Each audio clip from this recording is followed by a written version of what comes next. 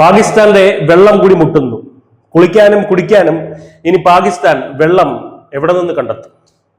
ഇന്ത്യക്ക് പിന്നാലെ ഇപ്പോൾ അഫ്ഗാൻ താലിബാനും പാകിസ്ഥാന് 8ന്റെ പണി കൊടുത്തിരിക്കുകയാണ്.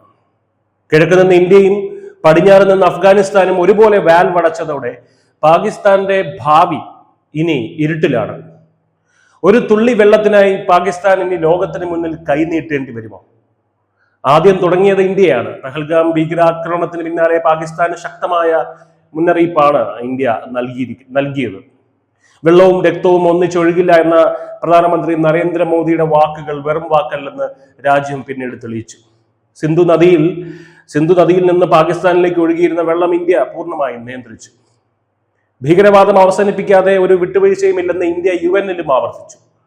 പാക് സമ്പദ് വ്യവസ്ഥയുടെ നട്ടലായ കൃഷി ഇതോടെ തകർന്നു തുടങ്ങി. ഇന്ത്യയുടെ ഈ വാട്ടർ സ്ട്രൈക്കിന് പിന്നാലെയാണ് അഫ്ഗാനിസ്ഥാനും തനി നിറം കാട്ടിയത്. പാകിസ്ഥാന്റെ കുടിനീർ സ്രോതസ്സായ കുനാർ നദിയിൽ അണക്കെട്ട് നിർമ്മിക്കാൻ താലിബാൻ ഉത്തരവിട്ട് കഴിഞ്ഞു. കുനാർ നദിയിലെ വെള്ളം വഴിതിരിച്ചുവിട്ട് അഫ്ഗാനിലെ മരുഭൂമികൾ പച്ചപ്പണിയിക്കാനാണ് താലിബാന്റെ പദ്ധതി. എന്തുകൊണ്ടാണ് അഫ്ഗാനിസ്ഥാൻ ഇത്തരമൊരു കടുത്ത നിലപാടെടുത്തത് എന്നുള്ളത് പരിശോധിക്കാം. കാലങ്ങളായി അഫ്ഗാനിസ്ഥാന്റെ ആഭ്യന്തര കാര്യങ്ങളിൽ ഇടപെടുകയും ഭീകരതയെ പ്രോത്സാഹിപ്പിക്കുകയും ചെയ്യുന്ന പാകിസ്ഥാന്റെ രീതിയാണ് ഇതിന് കാരണമായി അഫ്ഗാൻ പറയുന്നത്. പാകിസ്ഥാനെ വിശ്വസിക്കാൻ കൊള്ളില്ലെന്ന് തിരിച്ചറിഞ്ഞ താലിബാൻ ഇപ്പോൾ ഇന്ത്യയും ഇറാനുമായി കൈകോർക്കുകയാണ്.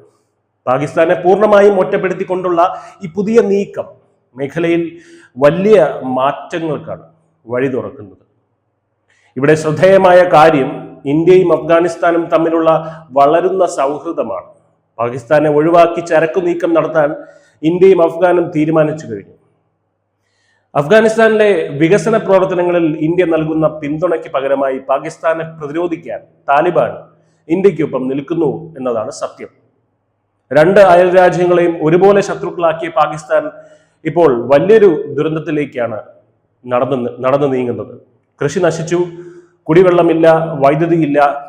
ഭീകരവാദം എന്ന വിഷപ്പാമ്പ് അതിന്റെ ഉഗ്രരൂപത്തിൽ ഇപ്പോൾ പാകിസ്ഥാനെ തന്നെ തിരിഞ്ഞുകൊത്തിയിരിക്കുകയാണ്. News desk, news India Malayalam.